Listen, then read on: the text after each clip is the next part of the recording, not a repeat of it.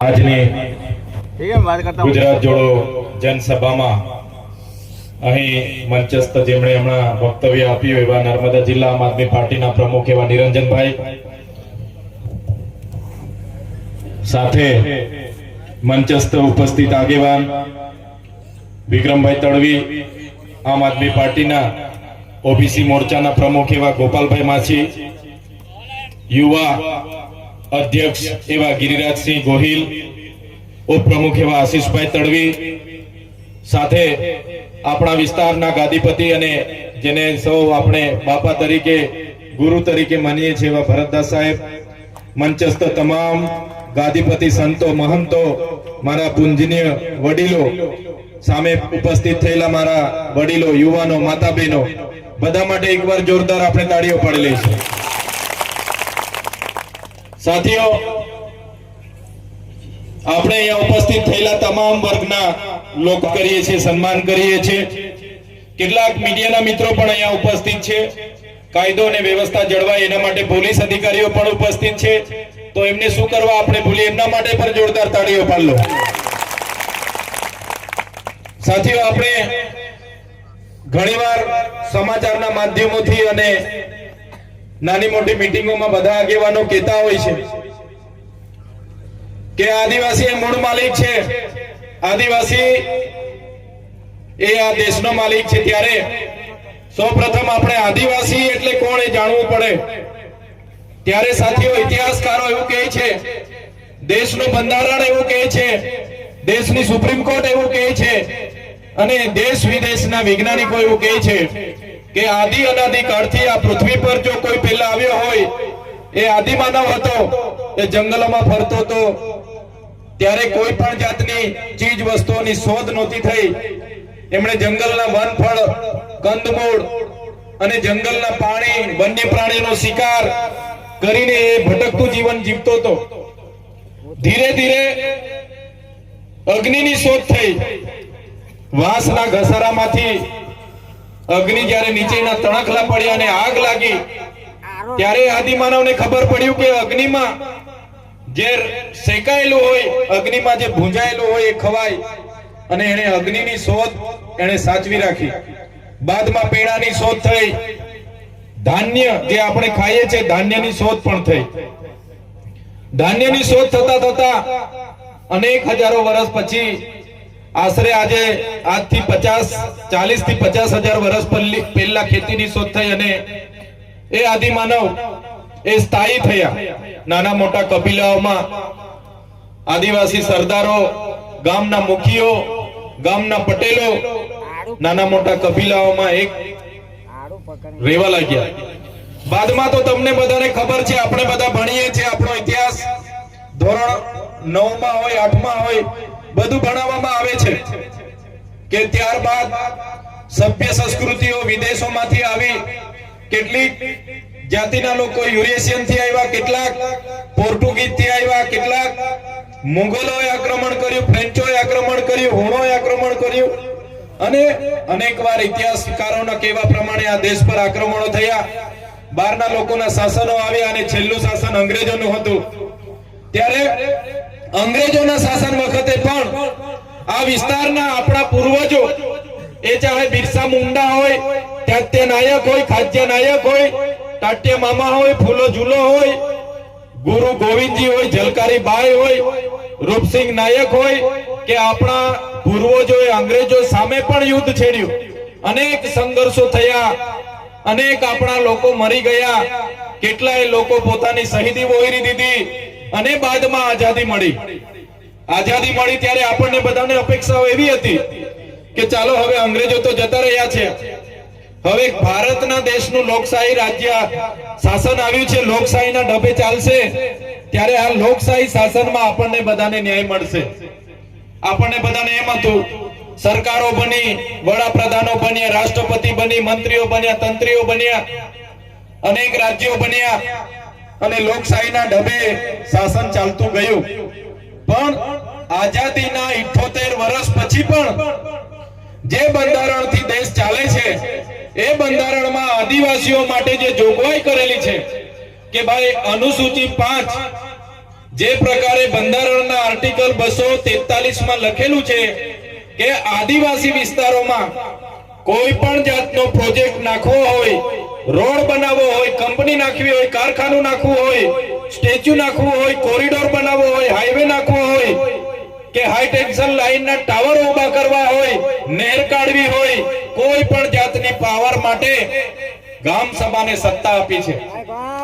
ત્યારે 5મી અનુસૂચિનો જે સત્તા મળી છે, પેસા એક્ટ 1996 ના જે ગામ સભાને સત્તા મળી છે, ત્યારે બંધારણ તો એવું કહે છે, ન લોકસભા ના વિધાનસભા, સબસે ઊંચી ગામ સભા. ત્યારે આજે આપણી ગામ સભાના પાવર કોઈ પણ જગ્યાએ લાગુ કરવામાં આવ્યા નથી. આજે ગામ સભાના એજન્ડા એ એસી ચેમ્બરોમાં બેઠેલા અધિકારીઓ બનાવે છે. આપણા ગામોની ગામ સભા બોલાવવામાં આવે છે અને ગાંધીનગરથી મોકલાવેલા એજન્ડા પર ચર્ચા કરવામાં આવે છે અને પછી આપણા લોકોને એમાં છૂટા કરી દેવામાં આવે છે. ત્યારે આઝાદીના 78 વર્ષ પછી પણ આપણા બંધારણીય અધિકારો અનુસૂચિ 5 અને પેસા એક્ટ લાગુ કરવામાં નથી આવી. ત્યારે આજે આમ આદમી પાર્ટીના મંચ પરથી હું તમને કહેવા માંગુ છું, આવનારા દિવસોમાં આમ આદમી પાર્ટી જો ગુજરાતમાં સત્તામાં આવશે તો પહેલું કામ અનુસૂચિ 5 અને પેસા એક્ટ લાગુ કરવાનું ગુજરાતમાં થશે. કેમ કે એ લાગુ થવાથી ગામ સભાને પાવર મળશે. તમારા ગામમાં શું જોઈએ છે, શેની જરૂર છે, એ ગામના લોકો નક્કી કરશે અને ગાંધીનગર સુધી તમારો ઠરાવ જશે અને એ મંજૂર થશે. ત્યારે સાથીઓ, આ લોકશાહી દેશમાં પણ આપણે બધાએ આપણા લોકોએ બહુ ભોગ આપ્યો છે. ભોગ એટલો બધો આપ્યો છે, તમે ખાલી 2-3 મેં દાખલા આપીશ. નર્મદા ડેમની વાત કરું. અમારા દાદા લોકો કહેતા હતા કે નર્મદા ડેમ જ્યારે બનતો હતો ત્યારે કોંગ્રેસની સરકાર હતી અને જ્યારે ગુજરાત અને મધ્યપ્રદેશ મહારાષ્ટ્રના ગામોને ત્યાંથી વિસ્થાપિત કરવામાં આવ્યા ત્યારે લોકોને કહેવામાં આવ્યું કે આ સરકારની યોજના છે, બધાએ ગામો ખાલી કરવા પડશે અને ગામડા ખાલી થઈ ગયા. પોતાના પરિવારો કોઈ ક્યાં નવી વસાહતોમાં વિભાજિત થઈ ગયા. સાથીઓ, ત્યારે વળતર કેટલું આપ્યું હતું તમને બતાવું મેં. ત્યારે એક ગુંઠો એટલે કે એકડમાં 40 ગુંઠા હોય. એક એકડમાં 40 ગુંઠા આવે. ત્યારે ગુંઠાના ભાવે એ ઉકાઈ જળાશય હોય, નર્મદા જળાશય હોય કે બીજા ડેમ હોય, એમાં ગુંઠાના કેટલા આપતા હતા તે તમને કેમ છું, ધ્યાન આપજો. એક ગુંઠાના જે એમાં પણ 4 પ્રકારે નક્કી કરવામાં આવે ભાવ. પહેલો ભાવ હતો એક ગુંઠાના 24 રૂપિયા, એટલે એક એકડમાં 40 ગુંઠા આવે. 24 ચોક 96, એટલે એક એકડના 960 રૂપિયા ત્યારે આપવામાં આવ્યા. બીજો જે ભાવ હતો, બીજા પ્રકારનો ભાવ, એક ગુંઠાના 21 રૂપિયા નક્કી કરવામાં આવ્યો. જે થોડી ખાડા ટેકરા વાળી જમીન હતી અને જેટલી જમીન હતી એના એક ગુંઠાના 21 રૂપિયા. હવે 21 ચોક કેટલા થાય? 84, એટલે 40 ગુંઠાના 840 રૂપિયા. એક એકડના કેટલા હતા? 840 રૂપિયા. ત્રીજો ભાવ નક્કી કરવામાં આવ્યો તો એક ગુંઠાના 18 રૂપિયા. 18 રૂપિયા એટલે 18 ચોક 72 થાય, એટલે 720 રૂપિયા એક એકડના. અને ચોથો ભાવ હતો એ 15 રૂપિયા ગુંઠાના હતા. ભાઈ તે વખતે ધ્યાન આપજો તમે, જે લોકો વિસ્થાપિત થયા છે ને એમણે ભોગ આપ્યો છે, યાદ રાખજો. ગુંઠાના ચોથો ભાવ હતો જે ખાડા ખરાબા વાળી ટેકરા વાળી હોય, કોઈ કાઈ મફતના ભાવે લેવા જેવી જમીન હતી, એના 15 રૂપિયા ચોથો ભાવ આ લોકોએ નક્કી કર્યો હતો. હવે 15 ચોક કેટલા થાય? 60, એટલે 600 રૂપિયા એક એકડના. તમે વિચાર કરો, દેશ માટે જે લોકોએ પોતાના ગામ ખાલી કર્યા, પોતાની સંસ્કૃતિ, પોતાની પ્રકૃતિ, પોતાના જળ જંગલ જમીન સાથે છીનભીન થઈ ગયા, પોતાના પરિવાર સાથે છૂટા પડ્યા, એ લોકોને તે વખતે એક એકડના 660 રૂપિયા આપ્યા હતા અને કીધું તું તમારા ઘરમાંથી એક જણને સરદાર સરોવર નિગમમાં નોકરી આપીશું, તમને જ્યાં પણ મોકલીશું ત્યાં સિંચાઈનું મફત પાણી આપીશું, તમને જ્યાં પણ મોકલીશું ત્યાં ખેતીવાડીની વીજળી આપીશું. એ કોંગ્રેસની સરકાર હોય કે ભાજપની સરકાર હોય, નર્મદાના વિસ્થાપિતોને એક પણ માંગણી આજ દિન સુધી પૂરી નથી કરી સાથીઓ. ત્યારે જો ગુજરાતમાં આમ આદમી પાર્ટીની સરકાર બને તો સૌથી પહેલા નર્મદા વિસ્થાપિતોને ન્યાય આપવાનું કામ આમ આદમી પાર્ટીની સરકાર કરશે. હવે એકડના 660 રૂપિયા તે વખતે આપણા વડીલોને આપીને ત્યાંથી તગડી મૂક્યા હતા. 660 રૂપિયામાં શું આવે વિચાર કરો. 660 રૂપિયામાં શું આવે? એક જોડી કપડા પણ નહીં આવે, એક ધાબળું પણ નહીં આવે. એટલા રૂપિયામાં આપણે એક એકડ જમીન તે વખતે લઈ લીધી હતી. આજે આ વિસ્તારમાં અમે વચ્ચે આવ્યા હતા. આ વિસ્તારમાં નહેરનું પાણી આવે છે. આપણા ખેડૂતોએ બધાને જ રજૂઆત કરી, અહીંના સરપંચોએ બધાને જ કીધું, જિલ્લા પ્રમુખને કીધું, ધારાસભ્યને કીધું, સાંસદને કીધું કે ભાઈ હિંમતપુરા, જયસિંહપુરા, આમલિયા અને જે પણ નમારિયા ને બધા જે ગામો આવે છે ત્યાં નહેરનું પાણી લીકેજ થાય છે. આખા ગામડાઓમાં પાણી ફરી વળે છે, એનો રસ્તો કરી આપો. એ નહેરનું પાણી અમારા ગામોમાં નહીં ઘૂસે એની વ્યવસ્થા કરી આપો, ગટર લાઈન કરી આપો. આજ દિન સુધી આ સરકારે આ ગામડાના લોકોને એ પાણી માટે યોગ્ય નિકાલ માટે વ્યવસ્થા નથી કરી આપી. મેં આજે તમારા સાવલી ખાતેના મંચ પરથી કહેવા માંગુ છું, તમે તાલુકા જિલ્લા પંચાયત આમ આદમી પાર્ટીની બનાવી દો. એ નિર્નિપિન કરવાનું કામ આમ આદમી પાર્ટીની થોડી કરશે. ત્યારે એ ભાજપ હોય, કોંગ્રેસ હોય, અત્યાર સુધી વારા પરથી એ લોકો શાસન કરતા હતા. હવે આમ આદમી પાર્ટી તરફ લોકોનો ઝુકાવ વધી ગયો છે.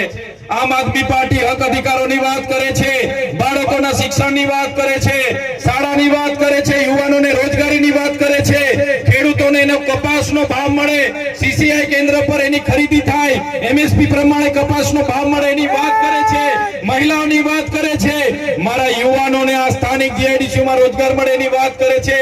ત્યારે આજે ભાજપ અને કોંગ્રેસ ભેગા થઈને આજે ચૈતર વસાવાને એ લોકો ગાળો ભાંડે છે. પણ ભાજપ ને કોંગ્રેસ ને આ મંચ પરથી કહેવા માંગુ છું, ચૈતર વસાવા એકલા નથી. અગર અને સાવલી તિલકવાડાના તમામ વડીલો, તમામ માતા બહેનો ચૈતર વસાવા સાથે છે. અને આવનારા દિવસોમાં અમને આશા હતી કે 30 વર્ષ કોંગ્રેસનું શાસન હતું, એને કંઈ નહીં કર્યું, એટલે 30 વર્ષ આપણે ભાજપને પણ મત આપ્યા છે. આપ્યા છે કે નથી આપ્યા? આપણે 30 વર્ષથી ભાજપને પણ લાવ્યા છે. ભાજપે પણ આપણું કંઈ કરવાના નથી અને કરશે પણ નહીં. ત્યારે મેં તમને વિનંતી કરવા માટે આવ્યો છું, હવે કોંગ્રેસના સંબંધો ભૂલી જાઓ, ભાજપની શરમ ભૂલી જાઓ અને આવનારા દિવસોમાં આમ આદમી પાર્ટીમાં ઉમેદવારી કરીને લડી લો, જીતી જાઓ અને આપણા લોકોની સેવા કરવા માટે તમે મંચ પર આવી જાવ એવી તમને વિનંતી કરવા માટે આવ્યો. તમે જોયું હશે આગળ આપણા ગુરુજીએ કીધું કે અહીંયા વડાપ્રધાન આવ્યા ત્યારે એમણે 50 કરોડ રૂપિયાનો ખર્ચો કર્યો. સાથીઓ, આ તો એક જ પ્રોગ્રામનો હિસાબ એમણે આપ્યો. એ પ્રકારના તો વિકાસ પર્વ થયા, વિકાસ મહોત્સવો થયા, અમૃત મહોત્સવો થયા, એ પ્રકારે ગૌરવ યાત્રાઓ કાઢવામાં આવી. તમામ પ્રોગ્રામોમાં આદિવાસી પ્રજાના કરોડો રૂપિયાનો આ લોકોએ ખર્ચો કર્યો છે. મેં હિસાબ માંગ્યો કે ભાઈ 10 કરોડનો મંડપ તમે ક્યાંથી લાવ્યા હતા? 2 કરોડનું તમે ડોમ ક્યાંથી લાવ્યા હતા? 5 કરોડનું તમે સ્ટેજ ક્યાંથી બનાવ્યું તો એનો હિસાબ આપો. તમે 2 કરોડના સમોસા ખાઈ ગયા એનો હિસાબ આપો. તમે 2 કરોડ 40 લાખનું ટોયલેટ લાવ્યા મોદી સાહેબ માટે એનો હિસાબ આપો. તમે ડીઝલ ભરાયું 2 કરોડનો હિસાબ આપો. તમે 2 કરોડની ચા પીધી હિસાબ આપો. તમે 1 કરોડના ફૂલ ગુસ્સા લાવ્યા હિસાબ આપો. તમે 10 કરોડના હોટલના બિલો મૂક્યા હિસાબ આપો. ત્યારે ભાજપ અને કોંગ્રેસના નેતાઓના પેટમાં તેલ રેડાયું અને ખાસ અહીંના સાંસદે કીધું કે આ હિસાબ માંગીને 75 લાખ રૂપિયા માંગે છે. તમે વિચાર કરો, આ ચૈતરભાઈ 75 લાખ રૂપિયા કોઈના પર લે તો આ ભાજપ મને છોડે? ભાજપ મને છોડે? એક પાણીના ગ્લાસ માટે મને 80 દિવસ સુધી જેલમાં રાખ્યો તો 75 લાખ રૂપિયા તો ઠેલો ભરાઈ જાય કે ના ભરાઈ જાય? એના માટે મને છોડે કોઈ ના છોડે. પણ આ મોદીજીના કાર્યક્રમમાં કરોડો રૂપિયાનો હિસાબ આપવો પડે, એના માટે એમની ભાજપના નેતાઓએ એમના કોન્ટ્રાક્ટરો સાથે કરેલો કૌભાંડ બહાર આવે, એના માટે આ લોકો બોખલાઈ ગયા છે. કેમ કે આગળ મેં મનરેગાનું કૌભાંડ અહીંયા જાહેર કર્યું હતું, ખબર છે ને બધાને? એમાં ભાજપના મંત્રી, કોંગ્રેસના ગુજરાતના ઉપાધ્યક્ષ એ લોકો પર ફરિયાદ થઈ છે, આજે જેલોમાં છે. મંત્રીના પુત્ર આજે જેલોમાં છે. નળ સે જલ કૌભાંડમાં પણ ભાજપ અને કોંગ્રેસે કૌભાંડ કર્યું. આજે નળ તો આપણા ગામમાં આવી ગયા, પણ નળમાંથી એક ટીપું પાણી આપણને આજ દિન સુધી મળ્યું નથી. મળ્યું છે તમને? બહેનો બોલતા નથી. પાણી આવતું હોય તો કેજો પાછા, અહીંયા ખોટા નહીં પડી. અમે આવે છે પાણી? બસ આ લોકોએ કૌભાંડો જ કર્યા છે. ત્યારે આજે આ મંચ પરથી અમે તમને કહેવા માટે આવ્યા છે, બંધારણીય અધિકારોની વાત હોય, આપણા વિકાસની વાત હોય, આપણા બાળકોના શિક્ષણની વાત હોય, આ સરકારને એમાં જરા પણ રસ નથી. સરકારને તો પ્રજાના પૈસે તાઇફા કરવામાં રસ છે. આજે લોકો દિવાળીઓ કરી ફરે છે ને, એ દિવાળીઓ એમના કમલમના પૈસેથી નહીં, એમના સાંસદના પૈસેથી નહીં, એ બધી દિવાળીઓ તમારા જેવા લોકોના ટેક્સના પૈસેથી આ લોકો કરે છે. એટલે આવનારા દિવસોમાં એ લોકોને સત્તાથી દૂર કરી દેવું પડશે. આપણે તૈયાર છો બધા? તૈયાર છો બધા? ત્યારે સાથીઓ, આજે મનરેગા યોજનામાં આપણને રોજગારી 1 વર્ષથી આ ભાજપની સરકારે બંધ કરી દીધી છે. કેમ કે મનરેગામાં એ લોકોએ ખૂબ મોટા કૌભાંડો કર્યા. હવે મનરેગાનું નામ બદલવાની તાલવીલ ચાલે છે. સમાચારમાં તમે જોતા હશો કે ભાઈ મનરેગાનું નામ બદલીને અમે જી રામજી કર્યું. એ લોકોએ શું નામ કર્યું? જી રામજી. ભગવાન રામનો ઉપયોગ કર્યો. ભાઈ ભગવાન રામજી તો અમારા બધાના હૈયામાં વસે છે. એ બધા અમારા વડીલો કહેતા હતા, અમારા સંતો મંતો કહે છે ભગવાન રામ આપણે હૈયામાં વસે છે. આ ભાજપની સરકારે ભગવાન રામનો ઉપયોગ પણ ભ્રષ્ટાચાર ઢાંકવા માટે કર્યો છે. ત્યારે આ ભાજપની સરકારને અમે કહેવા માંગીએ છીએ, તમે નામ બદલવાથી તમારા કૌભાંડો છુપાઈ જવાના નથી. તમારા ભ્રષ્ટાચારી નેતાઓને આવનારા દિવસોમાં અમે ઘર ભેગા કરી દેવાના છે. ઘર ભેગા કરી દેવું પડશે. આ વિસ્તારમાં જંગલ ખાતાના અધિકારીઓ પણ આપણા લોકોને ખૂબ હેરાન કરે છે.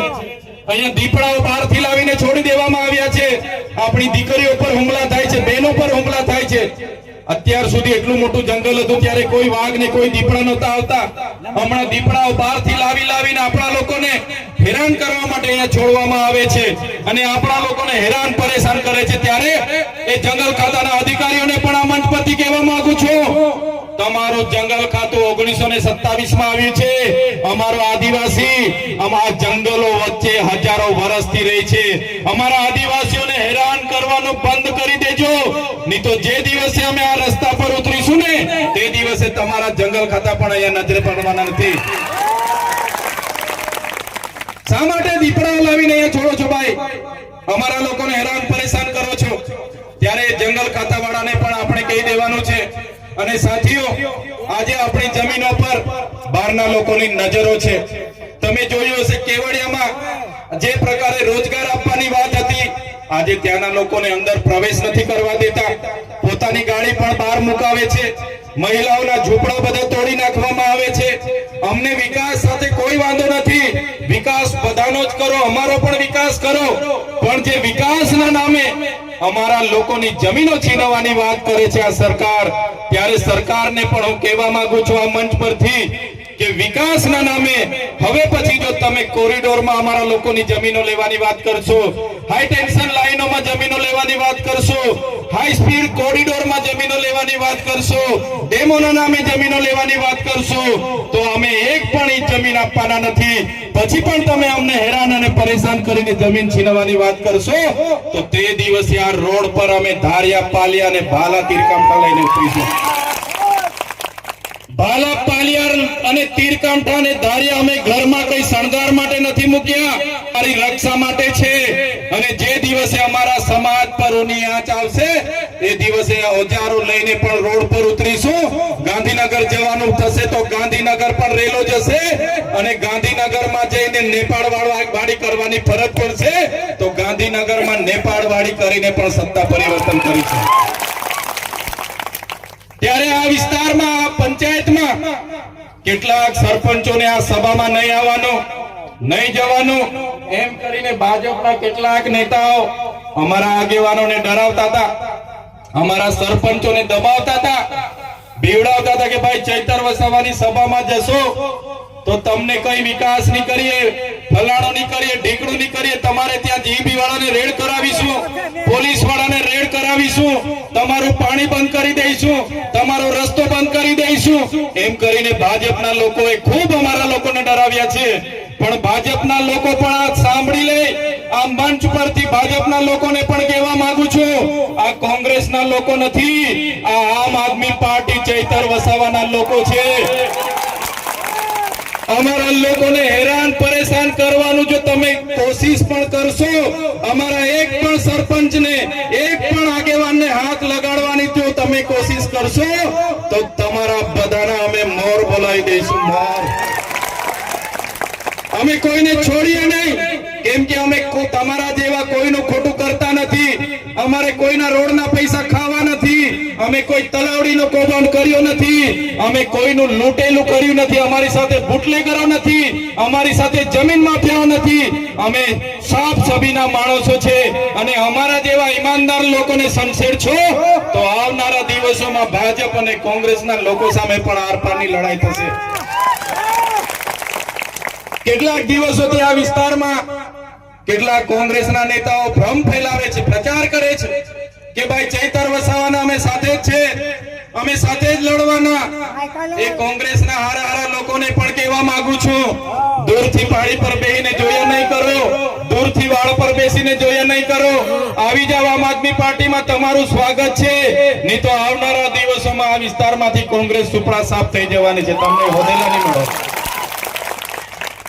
ત્યારે સાથીઓ, આવનારા દિવસોમાં તૈયાર થઈ જાવ. કોંગ્રેસના લોકોની શરમ છોડી દો, એકવાર પૂછી લો ભાઈ આવવાનો હોય તો આવી જાઓ, દૂર પાડી પર બેસીને જોયા નહીં કરો. એ ભાજપના પણ સારા લોકોને બોલાવી લો, આવી જાવ. જે લોકો સારા હશે એમને તાલુકા પણ લડવા મળશે, જિલ્લા પણ લડવા મળશે. એ લોકોને આવનારા દિવસોમાં સત્તા પણ બનાવીશું, એમાં પણ લઈ જઈશું. પણ જે લોકો આપણા લોકોને હેરાન પરેશાન કરીને રંજાડવાની વાત કરશે એવા લોકોને તો આપણે છોડવા માંગતા નથી. અહીંયા પોલીસ અધિકારીઓ આપણી વ્યવસ્થામાં ઉભા છે, એમના માટે જોરદાર તાળીઓ પાડી લો. પણ એવા કેટલાક પોલીસ અધિકારીઓ એસી ચેમ્બરમાં બેસીને આપણા લોકોની જમીનો છીનવવા માટેના આદેશો કરે છે. આપણા લોકોને રોડ પર ઉભા રાખીને પકડો અને દંડ ઉઘરાવો એવી સૂચનાઓ આપે છે. એવા ઉચ્ચ પોલીસ અધિકારીઓ પણ સાંભળી લે. આ આદિવાસી વિસ્તાર છે, અનુસૂચિત વિસ્તાર છે, પૈસા એક વિસ્તાર છે, અહીંયા ગામ સભાનો પાવર લાગે છે.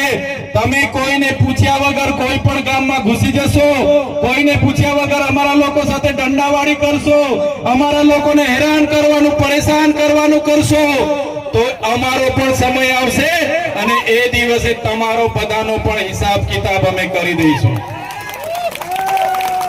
એ પોલીસ અધિકારીઓ જો એ ઉચ્ચ કક્ષાના છે, એ કેટલાક ભાજપના ધારાસભ્યને, કેટલાક ભાજપના સાંસદના ઇશારે આ વિસ્તારમાં અમારા અધિકારીઓ, અમારા આગેવાનોને હેરાન પરેશાન કરવાનું કામ કરે છે. પ્રોજેક્ટના નામે અમારા લોકોની જમીનો લેવાનું કામ કરે છે. એવા એસી ચેમ્બરોમાં ગાંધીનગર બેઠેલા પોલીસ અધિકારીઓને પણ કહેવા માંગુ છું, અમારા આદિવાસીઓને હેરાન પરેશાન વાળી કરવાનું ભૂલી જજો. અને જે પાડલિયામાં થઈ છે એવી ઘટના આવનારા દિવસોમાં વિસ્તારમાં પણ થશે અને નેપાળ તો નેપાળ વાળી પણ કરીશું. અમે કોઈના બાપથી ડરતા નથી. અમે આ જમીનના માલિકો છે, અમે મૂળ માલિક આદિવાસીઓ છે, ત્યારે કોઈને પણ ડરવાની જરૂર નથી. સાથીઓ, તલાટી થી લઈને કલેક્ટર સુધી, હોમગાર્ડ થી લઈને એસપી સુધી અને ધારાસભ્ય હોય કે સાંસદ હોય, મંત્રી હોય કે તંત્રી હોય કે સંત્રી હોય, મુખ્યમંત્રી હોય, એમની ગાડીઓનો એમનો પગારનો ખર્ચો તમારા બધાના ટેક્સમાંથી આવે છે. કલેક્ટરનો પગાર તમે આપો છો, એસપી પીએસઆઈ નો પગાર તમે ચૂકવો છો, અમારા જેવા નેતાનો પગાર પણ તમે ચૂકવો છો. એટલે અમારા સેવા લોકો સામે અને કલેક્ટરો સામે કે એસપી સામે બે હાથ જોડીને સાહેબ સાહેબ કરવાની જરૂર નથી. ક્યાંય પણ તમારું કામ હશે, એ પોલીસ સ્ટેશન પણ આપણું છે, એ કલેક્ટર કચેરી પણ આપણી છે, એ એસપી કચેરી પણ આપણી છે. વડ કે સાથ માલિકની જેમ જજો અને તમારા જે સેવકો છે એમને તમારા કામનો આગ્રહ કરજો. તમારું કામ નહીં કરી આપે, તમારી સાથે છીછરાયું વર્તન કરશે, તમારી સાથે અત્યાચાર કરે તો આ ચૈતર વસાવાને આમ આદમી પાર્ટી બેઠી છે, એમને જવાબ આપણે ઈંટનો જવાબ પત્તરથી આપીશું. ત્યારે સાથીઓ, આ વિસ્તારના કેવડિયાના લોકો માટે અમે લડીએ. આ વિસ્તારમાં જે કૌભાંડો થયા નલ સે જલ માટે લડ્યા, આ વિસ્તારમાં જે મનરેગાનું કૌભાંડ થયું એના માટે લડ્યા, આ વિસ્તારના ખેડૂતોને જ્યારે કપાસનો ભાવ નહોતો મળતો એના માટે અમે લડ્યા, આ વિસ્તારના બાળકોને સારું શિક્ષણ મળે એના માટે અમે લડીએ, ત્યારે આ ભૂપેન્દ્રભાઈ પટેલની ભાજપની સરકારને ગમ્યું નહીં. એમના કેટલાક અહીંના ઉચ્ચ અધિકારીઓ ભાજપના એજન્ટ બનીને કામ કરતા હતા. એને કીધું કે ચૈતર વસાવા પર એફઆઈઆર કરો અને ચૈતર વસાવા પર સામાન્ય બાબતમાં એક ખોટી એફઆઈઆર કરવામાં આવી. મને ત્યાં ડેડિયાપાડા પકડી લેવામાં આવ્યો. પકડી લઈને જબરજસ્તીથી આ પોલીસના અધિકારીઓએ રાજપીપળા લાવવા માટે ઘસડીને મને જીપમાં બેસાડી દીધો. મેં કીધું હું ધારાસભ્ય છું, મેં પણ અરજી આપી છે, શું થયું એની વાત કરો. મારા પરિવારના લોકો આવ્યા કે ભાઈ શું થયું, પણ ઉપરથી ઓર્ડર છે અને અમારે તો પકડવા જ પડશે, લઈ જવા પડશે, નહીં તો અમારી નોકરી જશે એમ કરીને પીઆઈ પીએસઆઈ એમના ડીવાયએસપી લોકોએ અમને પકડી લીધા. મને રાજપીપળા લઈ આવ્યા, જેલમાં રાખ્યો. પહેલો દિવસ મને જૂની જેલમાં રાખવામાં આવ્યો. ત્યારે મારા નિરંજનભાઈ હોય, વિક્રમભાઈ હોય, આશુતોષભાઈ હોય, મારા ધર્મેશભાઈ હોય, કિરણભાઈ હોય, બધા મારા યુવાન સાથીઓ મળવા માટે આવ્યા. એમણે કીધું સાહેબ ચૈતરભાઈ માટે અમે ટિફિન લાવ્યા છે, ચૈતરભાઈના કપડા લાવ્યા છે, અમને મળવા દો. ચૈતરભાઈએ શું ગુનો કર્યો તમે લઈ આવ્યા, અમને જવાબ આપો. ત્યારે આ પોલીસ અધિકારીઓ ભાજપના નેતાઓના ઈશારે અમારા કાર્યકરોને લાઠીચાર્જ કર્યો, અમારા કાર્યકરોને ત્યાંથી ભગાડી દીધા. બીજા દિવસે મને મામલતદારે રજૂ કરવાની જગ્યાએ ડેડિયાપાડા કોર્ટમાં રજૂ કરવાની જગ્યાએ મને રાજપીપળા સેશન કોર્ટમાં રજૂ કરવામાં આવ્યો. રાજપીપળા સેશન કોર્ટમાં મેં મારા વકીલો કર્યા હતા. ગોપાલભાઈ ઇટાલિયા અને બીજા વકીલોને કોર્ટમાં આવવા નહીં દીધા. મારા જામીન રદ કરવામાં આવ્યા. મને જામીન રદ થતાની સાથે કોઈ સાથે મુલાકાત નહીં કરવા દીધી. મને હતું કે મને રાજપીપળા જેલમાં રાખશે, પણ મને ડાયરેક્ટ વડોદરાની જેલમાં રાખી દીધો. ત્યાં મને વડોદરાની જેલમાં એક અંધારી કોટડીમાં એકલો જ મારે રહેવાનું. અને વિક્રમભાઈએ કીધું એ પ્રકારે ત્યાં કોબરા નીકળે, ત્યાં જેલના નીતિ નિયમો પ્રમાણે સાદડી પર ઊંઘવાનું, જેલનું જમવાનું બહારથી પકડીને ખાવાનું. મારા ઘરના મળવા આવે, મારા આગેવાનો મળવા આવે, મારા વકીલ મળવા આવે, પણ ભાજપના નેતાઓના ઈશારે ત્યાંની પોલીસ મને મળવા ના દે. એક દિવસ, બે દિવસ, એક અઠવાડિયું, એક મહિનો, તારીખ પર તારીખ, તારીખ પર તારીખ, તારીખ પર તારીખ, 80 દિવસ સુધી મને જેલમાં રાખ્યો. 80 દિવસ સુધી મને જેલમાં રહેવું પડ્યું. સાથીઓ, આ લોકોનો ઈરાદો હતો કે 3 વર્ષ 2 વર્ષ આને જેલમાં રાખો. મને જેલમાં પણ ડરાવવામાં આવ્યો, કહેવામાં આવ્યું, ધમકાવવામાં આવ્યો. અને ત્યાંના લોકોએ, ત્યાંના અધિકારીઓ, ભાજપના નેતાના ઈશારે કહેવામાં આવ્યું કે તમે ભાજપની સરકાર સામે કેમ બોલો છો, તમે સાંસદ અને એસપી સામે કેમ બોલો છો, તમે આદિવાસીઓની વાતો લઈને કલેક્ટરે કેમ જાઓ છો, તમે એ બધું ભૂલી જાઓ. તમે આ પ્રકારની વૃત્તિ નહીં કરવાના હશો તો તમને અમે છોડીશું. ત્યારે જેલમાં પણ આ તમારા દીકરા ચૈતરભાઈ એ લોકોને કીધું હતું કે તમારે જેટલી જેલો કરવાની હોય તેટલી કરી દો. આ ચૈતરભાઈ વસાવા આદિવાસી સમાજ માટે છેલ્લા શ્વાસ સુધી લડશે. સાથીઓ, તમારા બધાની પ્રાર્થના, મારા સંતો, મારી મહંતો, મારી માતા બહેનોની દુઆ હશે કે મેં 80 દિવસ પછી મારા જામીન થયા, મારા જામીન જેવા થયા. હું જેલની બહાર પગ મૂક્યો. નિરંજનભાઈ હોય, વિક્રમભાઈ, અમારા આશીષભાઈ, અમારા વિજયભાઈ, આ તમામ આગેવાનો મને લેવા માટે આવ્યા. મને કીધું સાહેબ જામીન તો અમે જેમ તેમ તમારા કરાવી દીધા છે, પણ આ ભાજપ સરકારની ઈશારે, નર્મદાના એસપી ના ઈશારે તમને આ જિલ્લાની બહાર માટેની માંગ કરવામાં આવી હતી. તમને આદિવાસી વિસ્તારની બહાર જવા માટેની માંગ કરવામાં આવી હતી. તમને તડીપાર કરવાની માંગ કરવામાં આવી હતી. સાહેબ, નામદાર હાઈકોર્ટે તમને બધા જિલ્લાઓની બહાર તો નથી કર્યા, પણ તમારા મત વિસ્તારમાં તમને પ્રવેશબંધી ફરમાવી છે. તમારા મત વિસ્તાર ડેડિયાપાડામાં તમારે પગ નથી મૂકવાનો. તમે ડેડિયાપાડામાં પગ મૂકશો એટલે ફરી તમને જેલ થશે. હવે વિચાર કરો સાથીઓ, આજે જે ડેડિયાપાડાના લોકોએ મને 1 લાખથી પણ વધારે મત આપીને મને ધારાસભ્ય બનાવ્યો, એ ડેડિયાપાડાના લોકોના સુખ દુઃખમાં મારે આજે નહીં જવાનું. ડેડિયાપાડામાં મારું કાર્યાલય છે, મારી ઓફિસ છે, ત્યાં રહીને મારા લોકોના મેં કામ કરું. પણ આ સરકારે મને ત્યાં જવા માટે જવા દેવામાં નથી આવતો. ડેડિયાપાડાનું બોગજ મારું ગામ, ત્યાં મારું ઘર, મારો પરિવાર, પણ આજે ડેડિયાપાડામાં ચૈતર વસાવાને જવા દેવામાં નથી આવતા. ચૈતર વસાવા ડેડિયાપાડાની હદમાં પગ મૂકે એટલે ચૈતર વસાવાને ફરી જેલમાં મૂકી દેવા માટે એમની પોલીસ મારી રેકી કરે, એમના લોકો મારી તપાસ કરે અને કે કેટલાક ભાજપના નેતાઓ આજે પણ કહે છે કે ચૈતર વસાવા રાજપીપળા રહી છે, ચૈતર વસાવા છોટાઉદેપુરના કામ કરે છે, દાહોદના કામ કરે છે, કેવડિયાના કામ કરે છે. એને ડેડિયાપાડામાં તો આપણે જવા નથી દેતા, એમને નર્મદા જિલ્લામાં પણ રહેવા નથી દેવાના.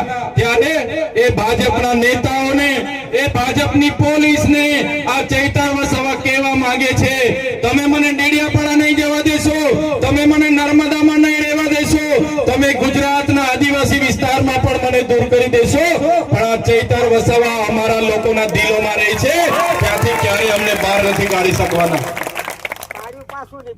આ ચૈતર વસાવા કેમ આ બધી વાત કરે? કેમ કે સાથીઓ અમે બેઠીએ છીએ તો પણ આ સરકાર સામે અમે લડીએ છીએ.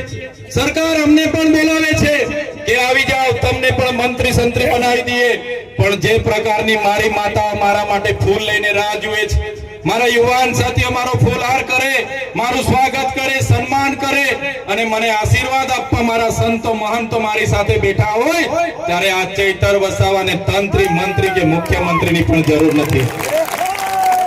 અમારા નાનો માણસ માટે હું બોલું છું, અમારા લોકો માટે હું લડું છું અને લડતા લડતા મને જેલ પણ થઈ જશે એની પણ હું ચિંતા કરતો નથી. હું સરકારી અધિકારીમાંથી રાજીનામું આપીને જાહેર જીવનમાં આવેલો વ્યક્તિ છું. મને કોઈ ખુરશીનો કે પૈસાનો મોહ નથી, મને કોઈ સુવિધાનો મોહ નથી, પણ અમારા આદિવાસીઓને જાગૃત કરવા માટે આખા ગુજરાતમાં હું ફરું છું અને આવનારા દિવસોમાં અમારો સમાજ આવનારા દિવસોમાં આગળ આવે, અમારા સમાજના યુવાનો ભણે ગણે, અમારા લોકો, અમારા યુવાન યુવતીઓ પણ આઈએસ આઈપીએસ બને, પીએસઆઈ બને, એના માટે હું પ્રયાસ કરું છું. અને અહીંયા ઉભેલા યુવાનો મારા મિત્રોને પણ કહેવા માંગુ છું, મારી યુવાન દીકરીઓને પણ કહેવા માંગુ છું, તમારો ભણવાનો સમય છે, તમે ખૂબ ભણો, તમારું કેરિયર બનાવો, તમારી જીવન બનાવો, એવી તમને હું વિનંતી કરું છું. મારા વડીલો પણ અહીંયા બેઠા છો, મારા વડીલોને પણ વિનંતી કરું છું, આપણને 2 જોડી કપડા ઓછા મળશે, આપણને 2 રોટલી ખાવા ઓછી મળશે, આપણને 2 પ્રોગ્રામમાં જવાનું ઓછું મળશે, એટલો ખર્ચો તમે ઓછા કરજો, પણ આપણા દીકરા દીકરીઓને ભણાવજો, ભણાવજો ને ભણાવજો. શિક્ષણ સિવાય ઉદ્ધાર નથી. ત્યારે વધારે વાત હું નથી કરતો, તમે ઘણા સમયથી બેઠા છો, ત્યારે મારા સાથીઓ, મારા વડીલો, મારા યુવાનો, મારી બહેનો, સૌને મેં વિનંતી કરવા માટે આવ્યો છું.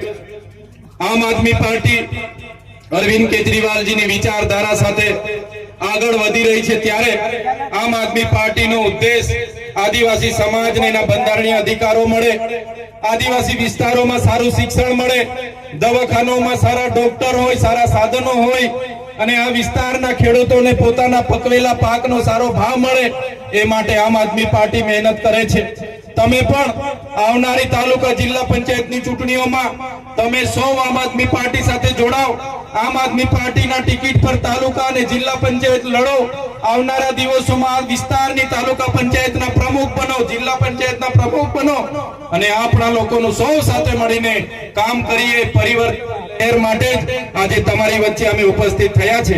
વધારે વિશેષ હું વાત નથી કરતો, પણ આજના કાર્યક્રમના 2 દિવસ પહેલા જ તમને બધાને જાણ કરી, વ્યવસ્થાપન અભાવ હતો છતાં તમે બધા સ્વયંભૂ અહીંયા ઉમટી પડેલા છો, ત્યારે મારા પિતા તુલ્ય, મારા વડીલો, મારી માતા તુલ્ય, મારી માતાઓ, મારી બહેનો, મારા ભાઈઓ, સૌનો હું ખૂબ ખૂબ આભાર માનીને વિનમું છું. બધાનો ખૂબ ખૂબ આભાર, ધન્યવાદ. જય આદિવાસી, જય જોહાર. માનનીય શ્રી ધારાસભ્ય ચૈતરભાઈ વસાવાનો ખૂબ ખૂબ આભાર.